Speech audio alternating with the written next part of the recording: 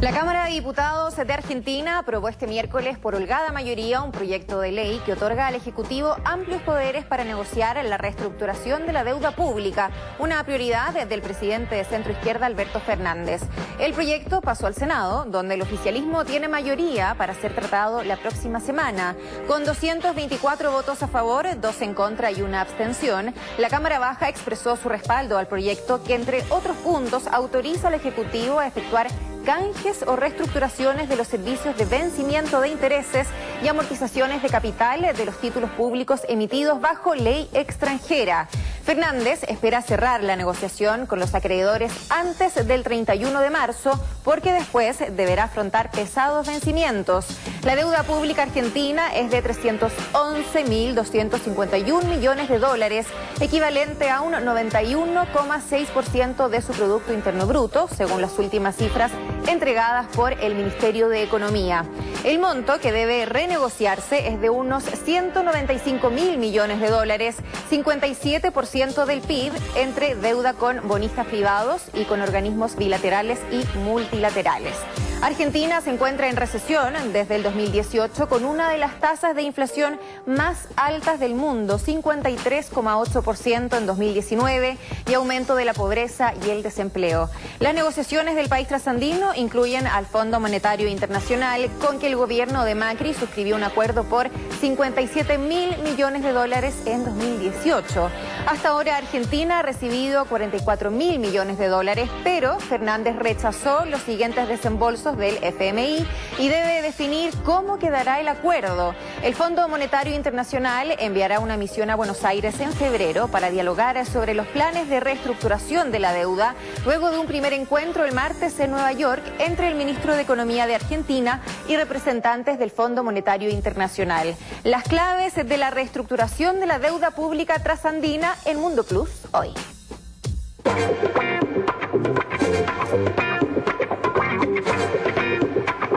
Bueno, ya estamos listos para entrar en materia. Estamos junto a nuestros panelistas de día jueves, una mesa chica a la que yo le tengo un cariño muy especial. Está Hassan Akram con nosotros acá de la Universidad Diego Portales, y también está con nosotros el ex embajador y también académico don Pablo Cabrera de la Universidad Católica. ¿Cómo están? Gusto en saludarlos. Siempre. La primera pregunta es si cualquier cosa que ocurra con la deuda va a aliviar en algo el dolor y el peso económico que están atravesando millones de argentinos. Para salirnos un poco de la macroeconomía, porque la verdad es que se discute tanto en este Olimpo, y uno dice, bueno, ¿cuándo esas decisiones bajan a la realidad? A ver, ayuda quizás pensarlo en la perspectiva histórica, porque los argentinos lo han pasado muy mal en varios momentos. En la historia reciente, en 2002, 2003, el colapso total de la economía. Y eso lo podemos vincular directamente con la ineptitud de esa visión del libre mercado, del neoliberal, porque lo que aplicaron en los 90, 2000 en Argentina fue precisamente lo que se aplicó en Chile bajo los Chicago Boys, que generó una crisis económica muy similar, 82-83, cuando pusieron un tipo de cambio fijo y generaron una crisis de deuda. Desde ese momento, el colapso en Argentina de 2002-2003, muy similar, genera mucho dolor. Lo que pasa luego es que 2003-2005 Argentina logra renegociar exitosamente la deuda, eso bajo los Kirchner, y la economía empieza a crecer. De hecho, la pobreza, hablando de temas sociales, bajó 70%. Y eso porque habían logrado negociar la gran mayoría de la deuda, un 93% de la deuda con todas las entidades gubernamentales y entidades privadas. Terminó. Si llegan a ese nivel de consolidación de deuda, ¿por qué vuelven a este escenario? Ya, porque un 7% de los acreedores, que fueron los famosos fondos buitres. Que la presidenta Cristina los trató pésimo. Que el problema es que ellos compraron. Por Twitter, los ofendió a través de cadenas nacional. Pero al final no tuvo opción frente a ellos, porque ellos compraron la deuda argentina a un nivel muy barato, sabiendo que iba a poder chantajear a la economía entera. Eso es lo que terminaron haciendo. Con ese 7% lograron bloquear la economía argentina de forma total, y cuando Cristina de Kirchner estaba gritando contra esos fondos, al final es un grito de dolor, de desesperación, pero también de debilidad, porque no podían hacer nada. De hecho, en la corte en Nueva York había ese famoso juez después, Tomás Grisa, que dijo que no, vamos a bloquear. Embargó los bienes argentinos en el extranjero. Total. De hecho, Argentina no podía pagar a los 93% de los acreedores con quienes tenía ya acuerdo. Porque los fondos estaban congelados, claro. Entonces lo que logró Macri es deshacerse de eso, pagando. Y entonces Argentina empezó a pagar, endeudándose para pagar a sus acreedores, y duplicó la deuda de 50% del PIB a 100% o 90% del PIB, dependiendo de los números. Pero es una crisis total, y lo que está pasando ahora es que Fernández tiene la idea que no va a cortar el gasto público, va a proteger a los argentinos. Pero tiene va a aumentar un tiempo los ingresos limitado. fiscales, entiendo. Va a mantener, exactamente. Los va a aumentar a través de vía impuestos. Entonces la pregunta Pablo, es, bueno, porque hay contrarreloj. Sí, entiendo. ¿Cuánto tiempo puede hacer eso? Entiendo. Pablo, lo que pasa es que, claro, tratar de vincular el tema del Fondo Monetario con la economía doméstica, eso es lo que uno trata de hacer. Yo creo que Hassan nos presenta la historia, y muy bien explicada en la historia reciente. Yo creo que ahora, de cara al nuevo gobierno, Alberto Fernández, que no lleva tanto tiempo, Alberto Fernández asume el poder y declara la economía argentina en emergencia. Y dice que, en un discurso para mí sorprendente para Argentina, dice que la gente que tiene una vida más placentera debe ayudar al 40% de que padecen pobreza y penurias. Esto significa que hay que reconocer que un 40% de los argentinos, según el gobierno de Fernández, están en la pobreza, tienen que salir de la pobreza. Y eso significa una crisis importante que podría tener que ver con el final de un ciclo económico, la apertura de otro ciclo económico. Y ahí es donde está el desafío. Y hoy día, para renegociar la deuda, obviamente que los acreedores le están pidiendo, y el Fondo Monetario, un plan integral atado al tema de la deuda. O sea, ¿cómo usted va a enfrentar esto y va a salir de esto? O es, en otras palabras, ¿usted pretende hacer un ajuste o pretende hacer una revolución económica, una redistribución de la economía argentina? Y eso ya es una discusión que ya está, no en ciernes, sino que ya está puesta en el escenario, no solo en el extranjero, sino que en Argentina mismo. Y de ahí es donde yo creo que es importante, porque hablar de a la pregunta tuya, ¿va a salir de esto? Si está atado al tema de la deuda, el crecimiento, lo que tiene que hacer hoy día Argentina es apoyar la protección social, apoyar la estabilización económica y apoyar el crecimiento. Claro. Como tienen que hacerlo todos los países de América Latina. Pero obviamente que todavía hay una duda. Hay una duda porque el plan integral no está dado, y por otro lado, el gobierno de Buenos Aires está peligrando de caer en default porque ya cumplieron los plazos. Si cae, y como todas las cosas hoy día en el mundo, en Argentina también esto es una cadena de acontecimientos. Si el problema es que Buenos Aires, donde tiene un gobernador que tiene alguna experiencia en materia de deuda, fue el ministro de Hacienda de Cristina Kirchner cuando se declaró, cuando se declaró en default. Entonces, esto puede tener un efecto dominó, y hay otras provincias donde están gobernadas por el Junto del Cambio, que son los partidarios de Macri, ¿no? En Mendoza, en Jujuy, en Corrientes. Entonces, yo creo que hoy día el desafío de Argentina, sea del final de un ciclo económico, sea de un ajuste o sea de una reestructuración económica, es tremendamente importante y puede repercutir también en otros países de América Latina. Tengo una duda respecto al Fondo Monetario, respecto a cómo funciona esta estructura de créditos a gran escala, porque cuando uno va a pedir un crédito a cualquier parte, uno tiene un índice de riesgo. Claro. Y cuando uno no ha cumplido o ha tenido problemas en materia de deuda, tu índice de riesgo sube y probablemente o te prestan dinero a un costo mayor o no te prestan, básicamente.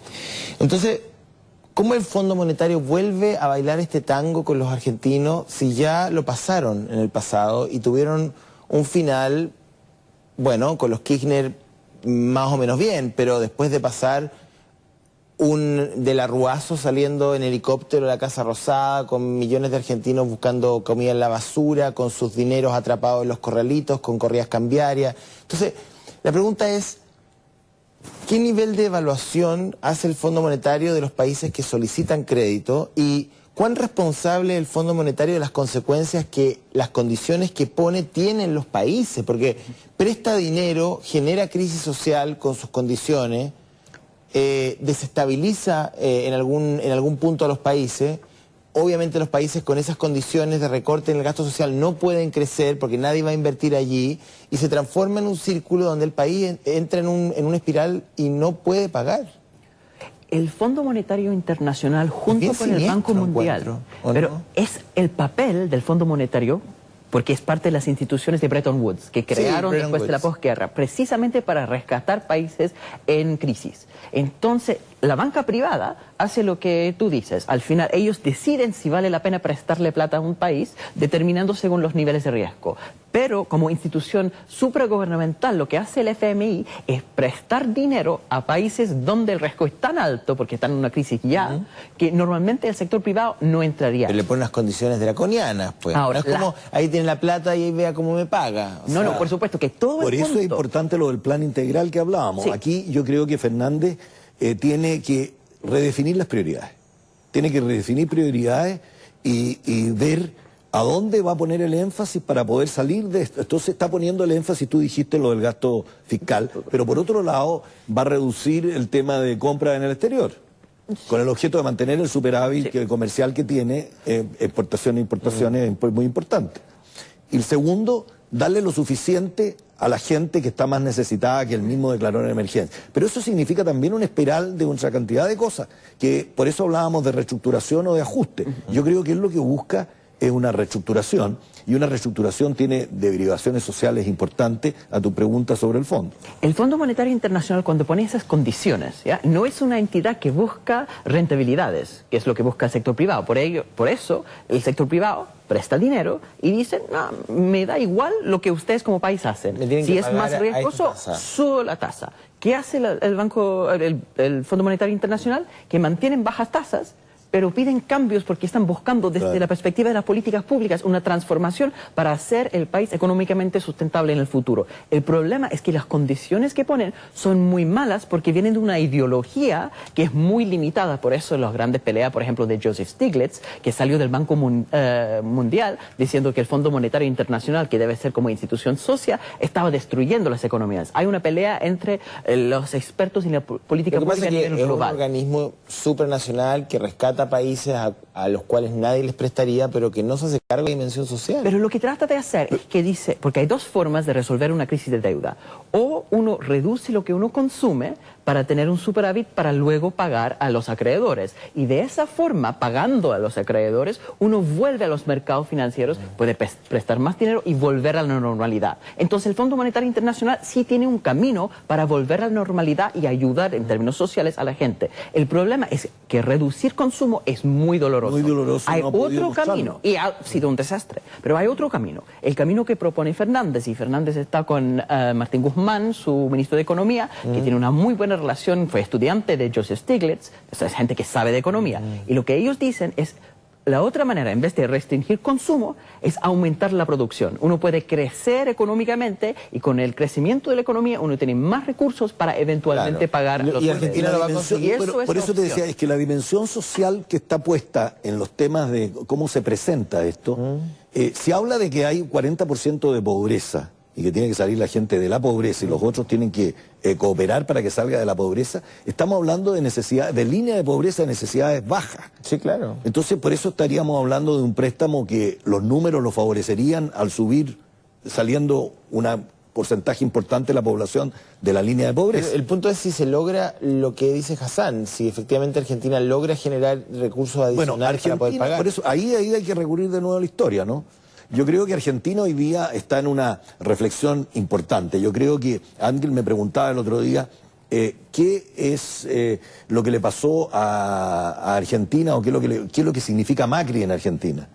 Y lo que significa Macri en Argentina a lo mejor es que le permitió al peronismo reflexionar verdaderamente sobre su sentido y su sentido político en un país rico de recursos naturales. Claro. Y yo creo que el kirchnerismo pasó a ser también una figura que hoy día, en una discusión académica el otro día entre dos intelectuales en Chile, veía que uno le decía, ¿y cuál es la alternativa para Chile?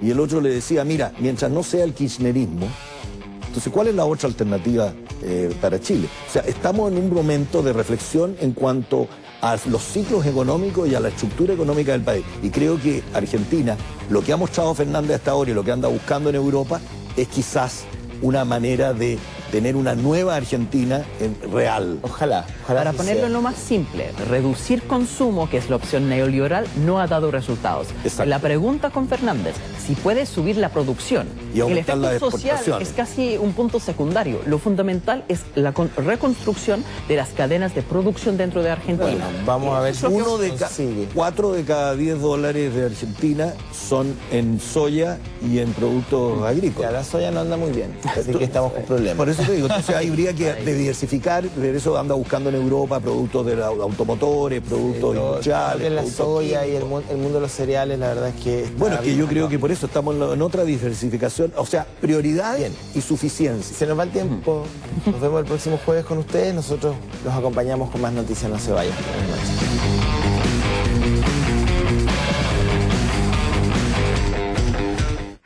En el mundo nacen nuevas formas de comunicarse, nuevas